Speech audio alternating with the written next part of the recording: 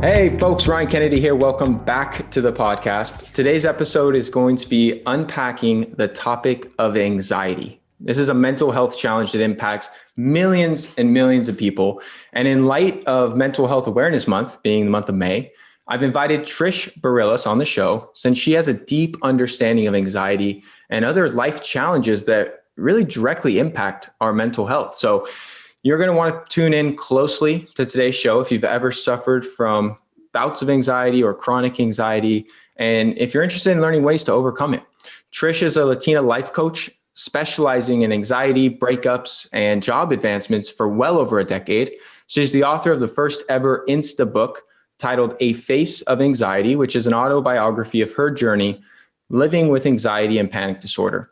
She's also the founder of 3G's Charity, which stands for Gifts and Goals for Guatemala, where she helps raise funds for rural villages in Guatemala, which we're going to dive into as well in today's show. So Trish is truly she's a creator of positive change, and that's why I'm really grateful to be speaking with her today. So Trish, welcome to the show. Thank you for having me. I'd like to kick things off by having you share your journey with working through this mental health challenge, and different times you've gotten, anxiety's gotten the best of you in a public setting, and how you navigate that experience. So my journey started, probably my earliest recollection is around 5. So I would have severe panic attacks, and I just assumed that this was how everyone lived.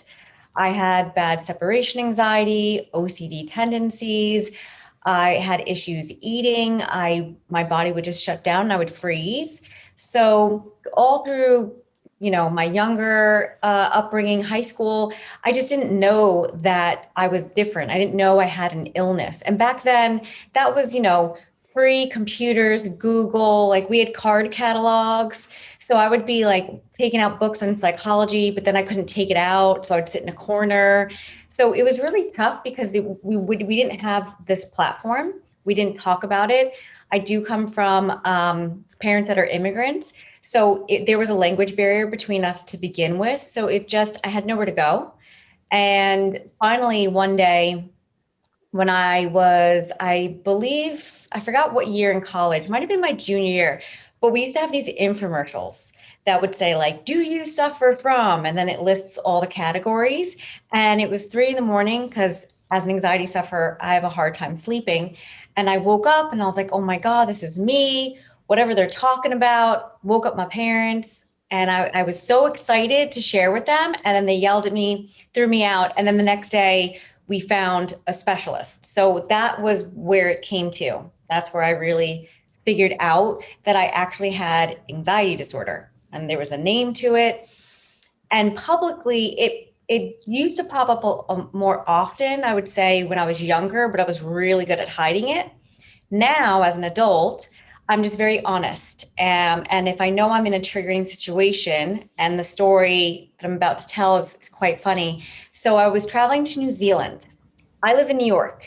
That is like a 38-hour traveling time span. The 13-hour leg in the airplane is the most triggering for me. And no matter what, I know to expect one of the worst panic attacks. However, what I didn't expect was that, and I traveled by myself most of the time.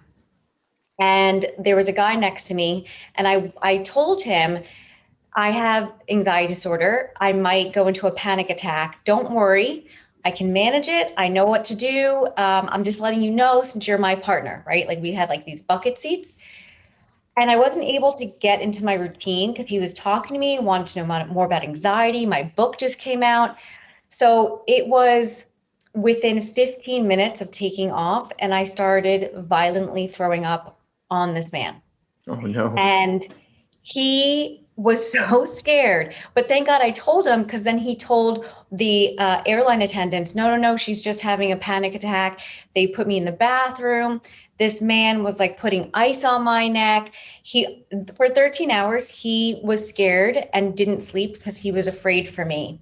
And he happened to be a motivational speaker, and he was speaking in Auckland, and it was a 24-hour turnaround time for him. So I didn't give him the best, setup, so to speak, but then he became my mentor. And then he's been my mentor ever since. And that was like 6 years ago. Wow. So anxiety has given me some interesting intros to people, and yet embarrassing. I now know how to deal with it because I'm just very transparent when I'm feeling triggered. That's a really fascinating story, and what a nice guy. I'm glad that, it's really cool. You forged a relationship with him after the fact. And so I want to kind of discuss first, there's a lot of potential reasons for anxiety disorders, both psychological and physiological. And I work with people with anxiety in my functional medicine practice. And, I'm really curious to get your take on what are some of the common culprits that cause anxiety or panic attacks for people? So it's such an interesting discussion because anxiety is like an umbrella, right? And there's so many buckets underneath it. So you can experience anxiety, generalized anxiety disorder, panic disorder, OCD, tendencies, etc. And the culprit could be so many factors. And unless, even if we took a neuroscience and opened up the brain, we still wouldn't be able to pinpoint, oh, here, it started here, whether it's genetically predisposed, whether it's trauma based, whether it can be drug related. There's never this true clarity of like the why. I always focus on the how.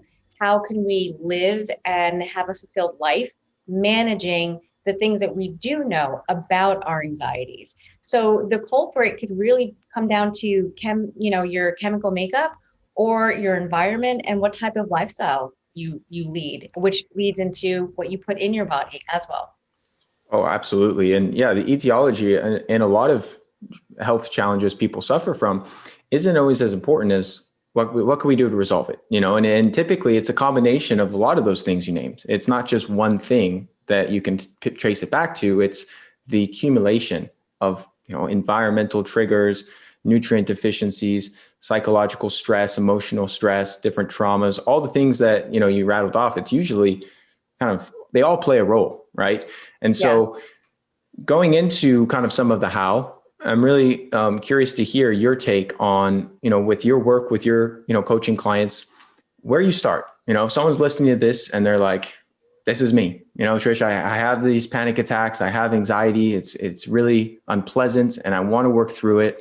And I think a lot of people are aware that, there's a lot of drawbacks to the conventional approach in the modern medical system with using benzodiazepines, which in my opinion are just a very pernicious class of pharmaceuticals and can really lead to long-term issues. So I'm curious, long-winded question, where do you start with people that have these type of issues?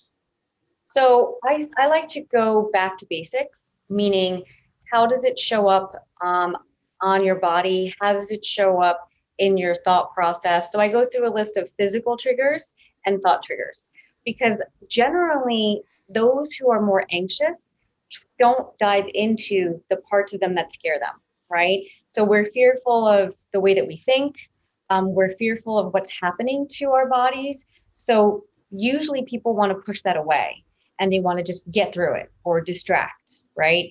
So one of the reasons during pandemic that anxiety got so high is that pandemic stripped away distractions. So people were left battling their demons because all we had was time, time to sit with ourselves. Mm-hmm. So I like to figure out what each individual person's anxiety looks like for them, because it's not going to go by textbook, right? Like we're going to have a little of this, some of that. So it's really breaking down, what your personal physical triggers are and what your thought triggers are, and then to start to build out solutions. So instead of being problem focused, which a lot of people tend to do, right? They're stuck in the problem.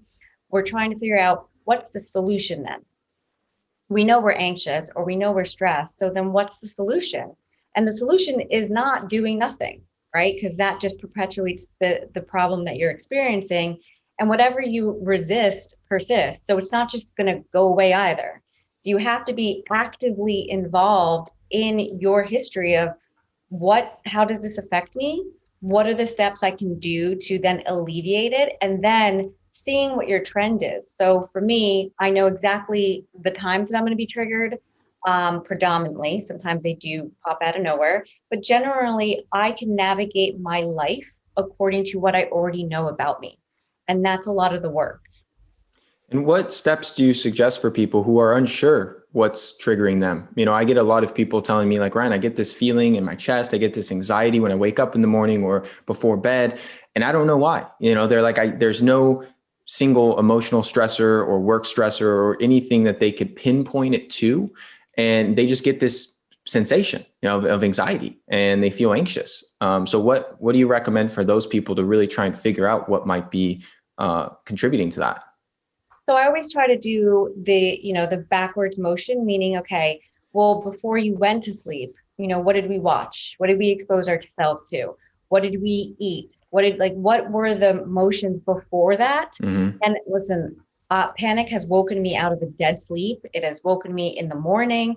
And with panic disorder, it's interesting because it can come, from 0 to 100 real quick, and you won't be able to grab onto it. So there's going to be times, what I tell my clients is, we're going to try to win over anxiety 9 out of 10 times, but we're not going to win 10 out of 10, because that would mean I could cure anxiety. Everybody would be super chill and I'd be a multi-billionaire. Like, that's not reality. Right. So it's like managing those bad moments too. So when you wake up and you're feeling anxious or you're already in a panic, how are you reacting to that? Is your reaction feeding the anxiety? Are you able to sit with it and allow it to be with you? Like I always say, make friends with your anxiety. I know that panic might come. I know that I'm going to be anxious on a plane, but it's not surprising. I just say, all right, well, either it's going to come or it's not going to come, So really starting to backtrack and start to figure out what happened before the occurrence. And then how do you handle when it does just show up and it is very unknown? Your reaction will minimize the amount of time that your body is pumping out all that adrenaline. Because essentially panic attacks are just a big adrenaline dump. It's got nowhere to go. It dumps into your system and you either feed it or it retreats. That is great advice, because I think that happens to a lot of us. When you start to feel the initial onset of these symptoms, some panic, some anxiety, you get in your own head and you make it worse and you exacerbate the issue, and it becomes this kind of self-propelling cycle. But when you kind of plan for it and you have this system in place of knowing, okay, if I start to feel this way, this is okay. First, accepting it, not being, totally thrown off by it. And then 2, really kind of implementing some steps that you could take. So I know one thing I really recommend for a lot of people is just tapping into the power of the breath. A whole bunch of different breathwork modalities I teach people, everything from slow, calm, controlled nasal breathing to more, intense forms of breath work. And then I want to hear your take on if you could just name a few of the top strategies you find work for you or work for your clients for when people are in that situation and they say, okay, I'm getting this anxiety, I'm getting this panic. Let me resort to these practices. So what I've learned is that a lot of people don't know how to breathe properly when they're experiencing this type of anxiety. It's not the same as certain types of yoga, right? There's different breathing techniques for everything. Yep. So the way that you might breathe in Kundalini is going to be different than where you're breathing somewhere else. So with anxiety, what I've realized and learned has helped is really having the breath in and knowing how to expand your stomach on the inhale, right? And then holding. So I call it a 15 count to calm. To me, it doesn't really matter what the count is, right? As long as when you're breathing in, that you're expanding your stomach and then you hold the breath so that the body, it almost becomes like a little bit of a brain shift, right? And your body's like, oh, okay. Like it's almost like, I don't know if you watch Cesar Millan. He's a dog whisperer. Anyway, when he trains dogs, it's not the dogs, he's really training the people. But with dogs, when they get fixated on anything, squirrel, rabbit, another dog, he takes his hand and he kind of jabs them, not in a harmful way, and it shifts their brain. So they're now not fixated on X and they go about their business. We as humans need to do the same thing, and breath work can help that shift happen. So I always equate it to Cesar Millan's little jab to the dogs. That's like a nice jab to our brain to be like, hey, go this way, right? So it's the inhale, and then on the exhale, your stomach will contract. So learning how to breathe when someone's in an anxious state, it would be the first step. And it's simple. A lot of times people are thinking that the tools for anxiety are these groundbreaking, monumental, things that we're hiding, but it's so simple. It really comes down to the basics of your body and of your anatomy and things that we forget. And when you're anxious, everything gets stuck and you're short breathing. And it happens to me all the time. And I have to literally say to myself, how are you breathing? Another thing is sometimes we need to change direction, even visually, when we're in an anxious state. So even taking a piece of paper, laying on the ground or on a couch, and watching the paper rise and fall, because now you're telling your brain to do two things: watch your breathing and visually focus on something that is outside of yourself. When we're anxious, we're so internal and we're over analyzing. So shifting that to an external force is going to be what I think is really, really beneficial and efficient when you're in this state.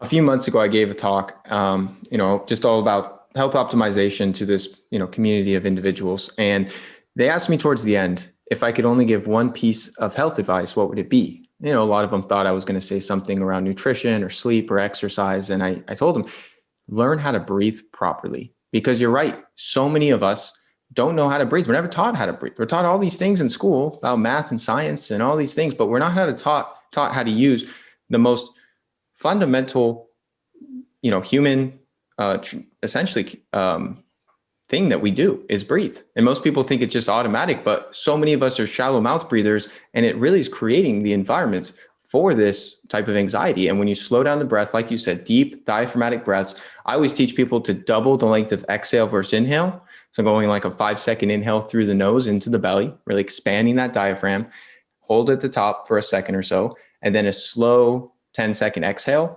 really helps to drop us back into that parasympathetic nervous system state and lower blood pressure, lower resting heart rate.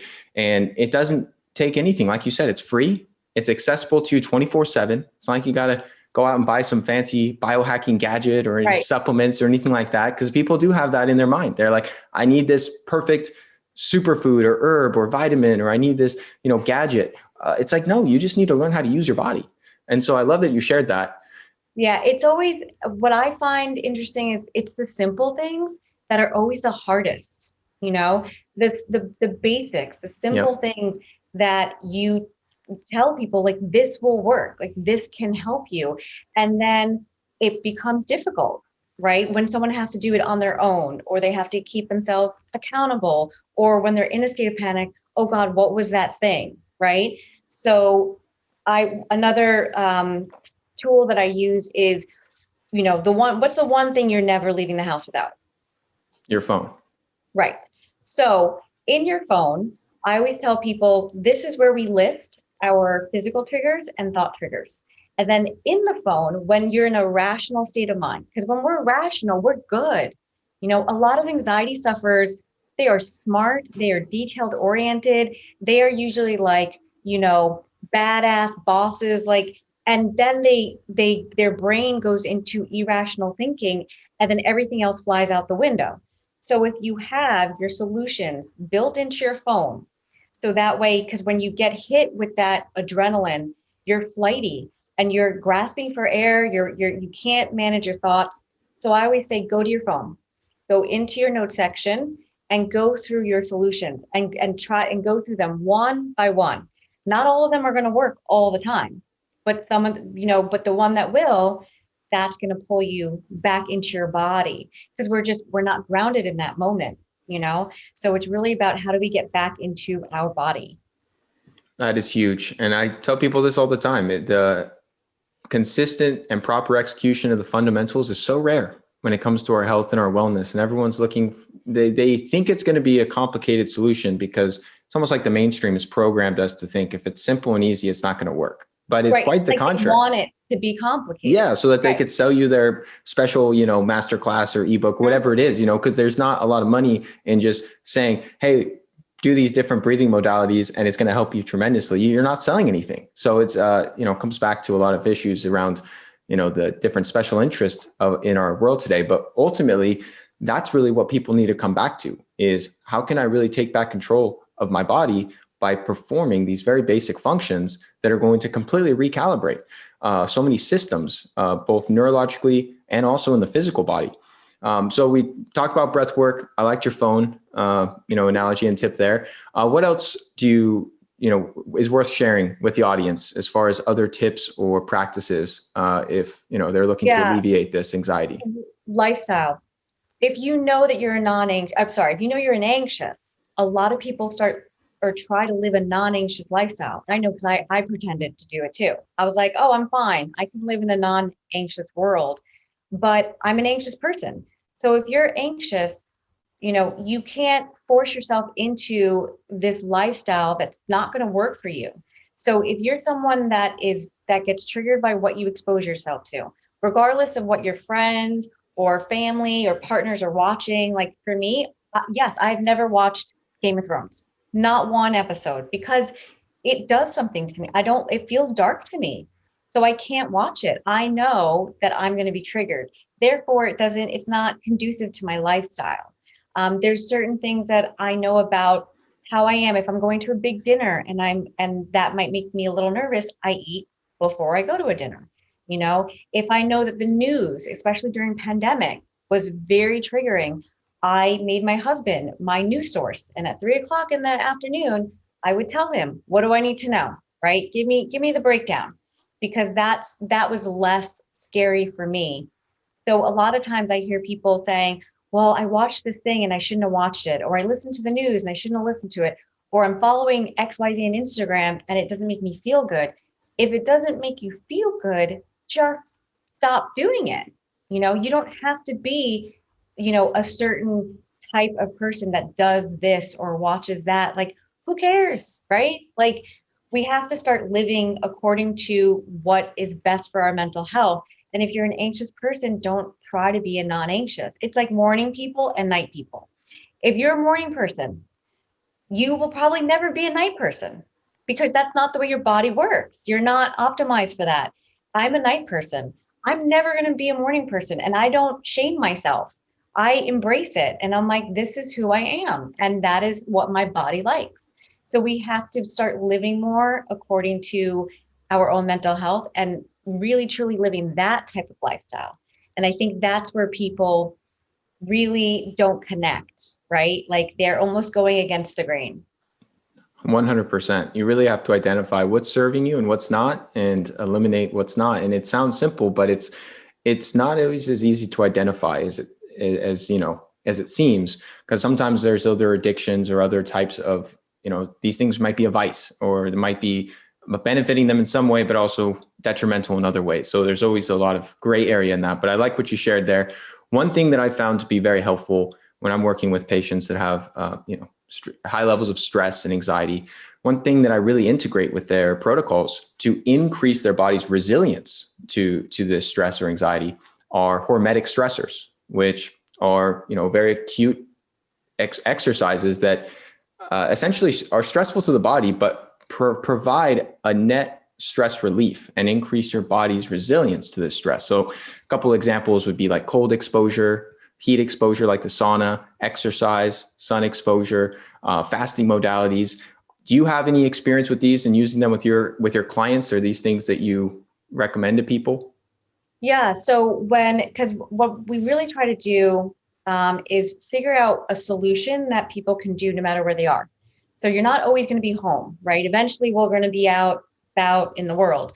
So if you're, let's say, at a work meeting and you start to feel triggered and your body gets flushed because there's, adrenaline pumping through, go to the bathroom, run the cold water, wait until it's as cold as possible, and then put your wrists under it, right? And whilst you're doing that, then you do the breathing at the same time to, again, use that brain shift so that your brain starts thinking, oh, that's cold, right? I'm going to focus on something else, external than internal, and take a minute. Like, everyone can go to a bathroom, right? There's never a time other than like takeoff in planes that you cannot go to a bathroom, right?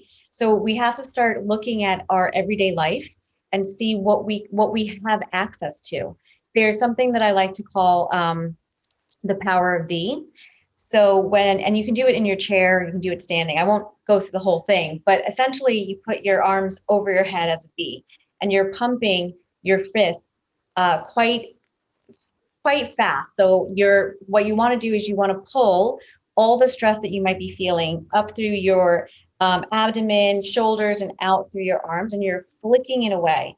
But as you do the countdown, you start to pump your fists even faster and faster. Usually 25 seconds does the job, and you're doing it and you're focusing on it, and your arms start to hurt a bit. So now again, there's that brain shift happening. And then you bring your hands to lay on your thighs, and you will feel the sensation. You start to feel your fingers tingle because we've now put that energy somewhere. We took that adrenaline and we were trying to move it, right? So trying to get things out of our system. And it depends too. It depends what exactly you're experiencing. Because sometimes if you're anxious and you take a HIIT class, it could make things worse. I've made this mistake. So you always have to do an inventory, check in with your body. How are you feeling? Ask your body, what do you need today? Like, what do you need?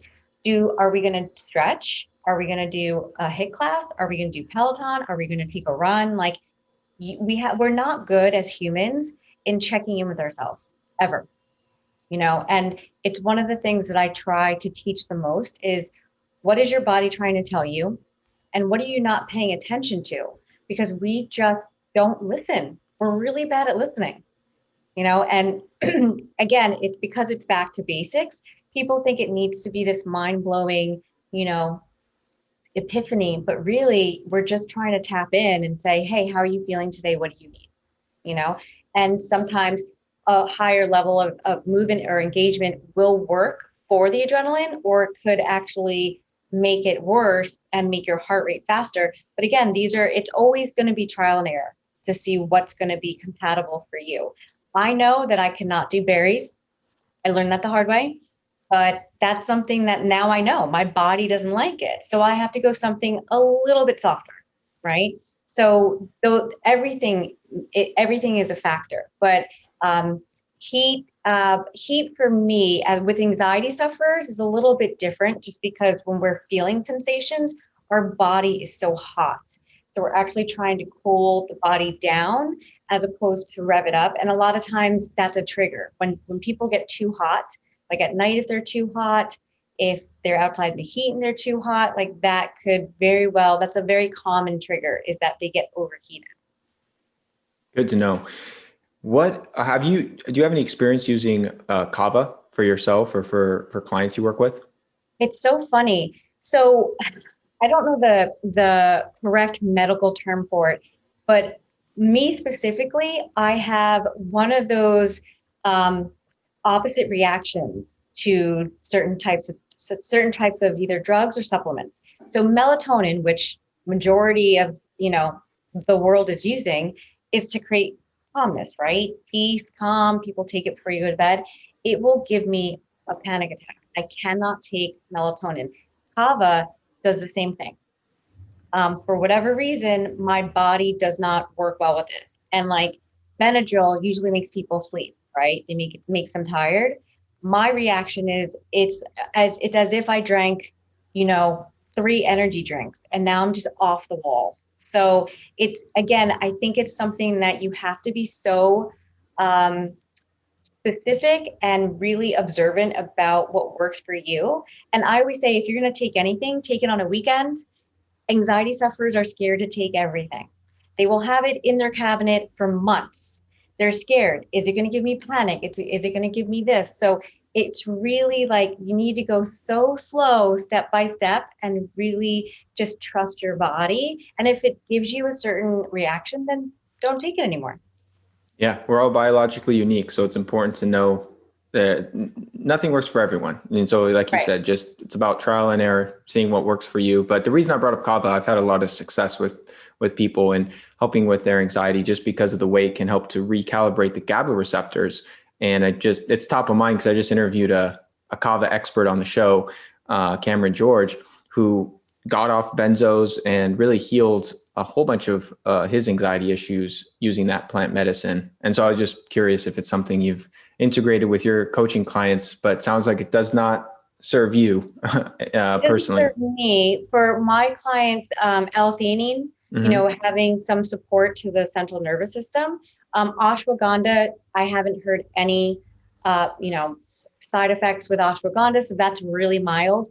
With, with clients, I try to go as gentle as possible, and we start really small and we start to build, right? And then even if it is kava, if it's CBD, I'm a huge CBD advocate. I've been using NED for 4 years now. And so it's just, building out, I call it an anxiety toolkit. So whatever we can put in that toolkit, and sometimes it's like your adrenal, and it's, checking in with going to acupuncture. I love acupuncture for anxiety. It is, I can't wait until I can be back in sessions. But acupuncture I found when I was 19 years old.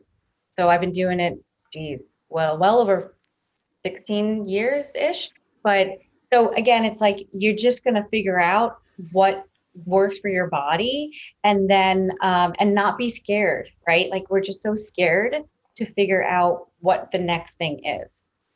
Yep. I'm a big fan of acupuncture myself. It is extremely relaxing.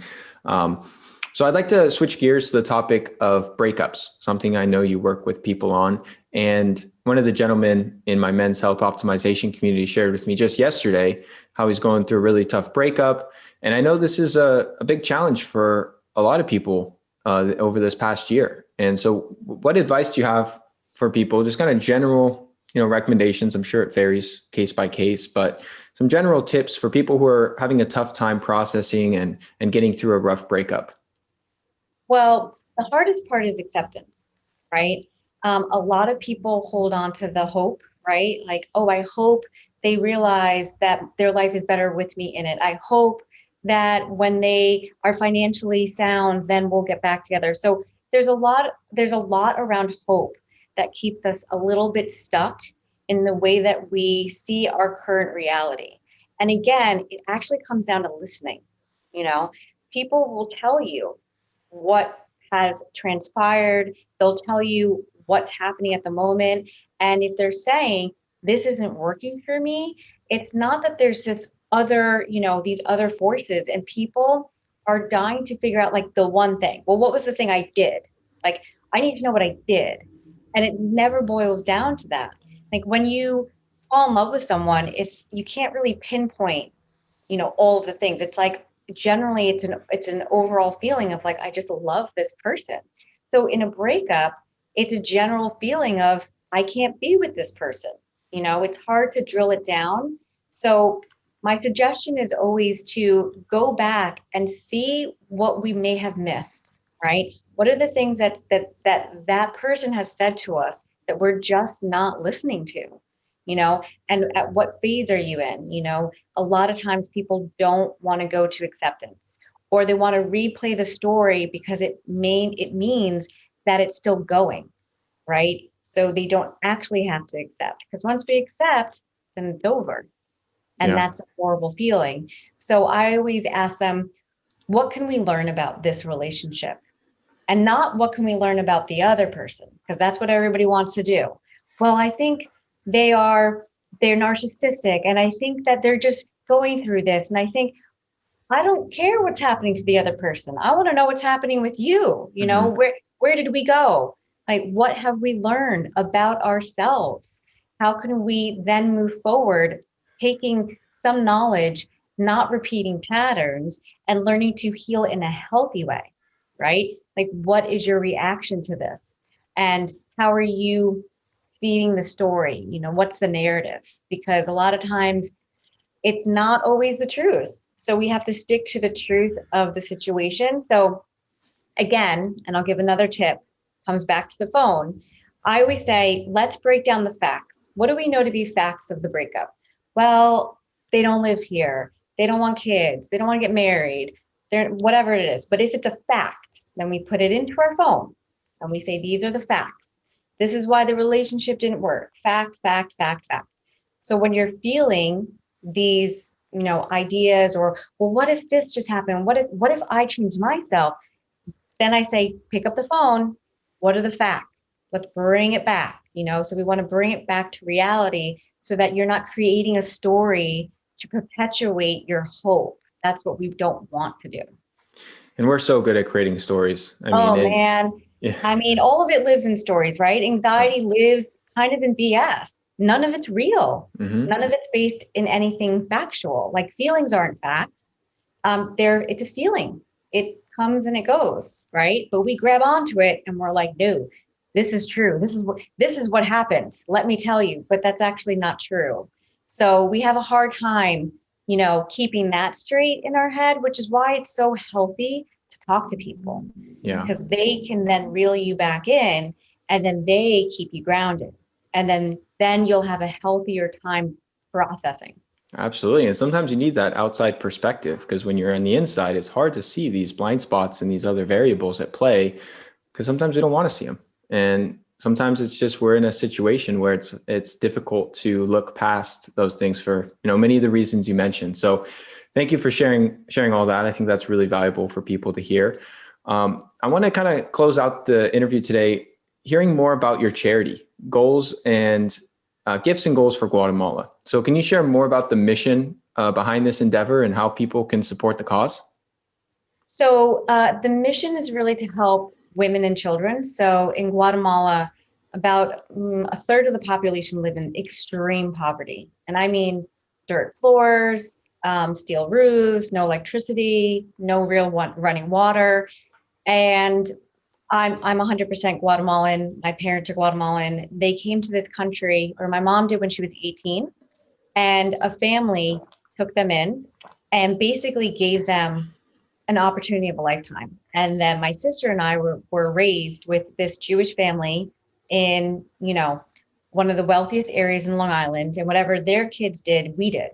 And if they went to the country club, we went to the country club. If they were, taking dance and violin, we would take it. So our world was blown open because a family did something for my parents that they weren't able to provide us.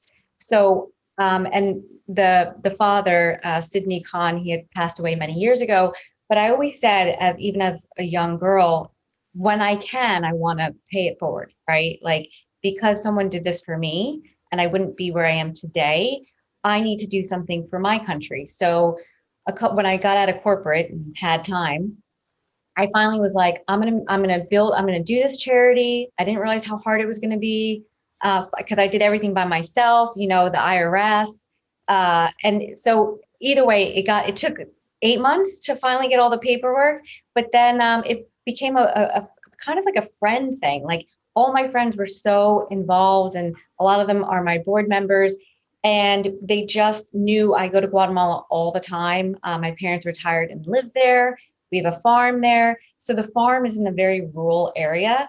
And as we were driving down to the farm, I realized that these kids, their school was just a concrete block. They didn't have access to many things. They didn't really have, shoes or clean clothes. So that's where the mission started. And I was like, you know what?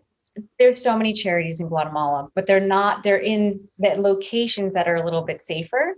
And this location is so remote. So I said, I'm going to start it here. And then it expanded, and I started working with another phenomenal nonprofit called Mercado Global. And they hire indigenous Guatemalan women, and they teach them how to weave, start their own bank accounts, leave domestic partners, and start, saving for their future. So it's kind of like, it allowed me to go into a much bigger pool in Guatemala. And I just love it. I love everything about it. And it just makes me feel right. And Guatemala is so grounding for me. Like that is my grounding space. So it really started with, I guess, my childhood. And I just wanted to make sure it came full circle. That's incredible. Where can people go if they want to learn more or support the charity? Is there a website for it, or do they go to your website? So the charity is called 3gscharity.com. And then my website is trishbarillas.com. We don't have an Instagram for the charity. I do one event every year. We didn't do one for pandemic, but our next event will be in 2022. That's incredible. And I've heard similar sentiments. One of my best friends went down to Guatemala for years. He was doing a lot of volunteering in hospitals there. He's a pre-med student, and, he shared the same, kind of thing of how poverty stricken it is down there, and how it's just it's like a completely different world. And he connected me with who's now my private Spanish tutor as I learn Spanish. So shout out to Letty. If anyone's looking for a great Spanish teacher, she's based in Antigua. Yeah. And so, that's really cool. I'll definitely link that up in the show notes. So thank you for everything today, Trish. We covered some awesome topics. I encourage everyone to check out Trish's book, A Face of Anxiety, which is an easy read, less than 100 pages, and really meant for sufferers to feel seen, feel heard. And you could get that on Amazon, Kindle, iBooks. And where's the best place for people to connect with you, Trish, if they want to learn more about your work? So I do a lot on my Instagram page. So I do have the A Face of Anxiety, which you could read on Instagram as like Cliff Notes. And then my regular page is T Barillas. And I do lots of coaching tips, anxiety tips, breakup tips. And then you can click on the link tree and it'll give you my website if you're looking to be coached, etc. So that would be the best place. Amazing. Well, thanks for coming on. This was awesome, Trish. Thanks for having me. Thank you so much for tuning in to today's episode. If you found it helpful, please share it along to anyone else you believe it can serve. You can find the show notes and resources we discussed at ryankennedyshow.com. Be sure to subscribe and leave a review for the show. Your feedback helps to support me on my mission to positively impact as many people as possible with this information. Much love, everyone.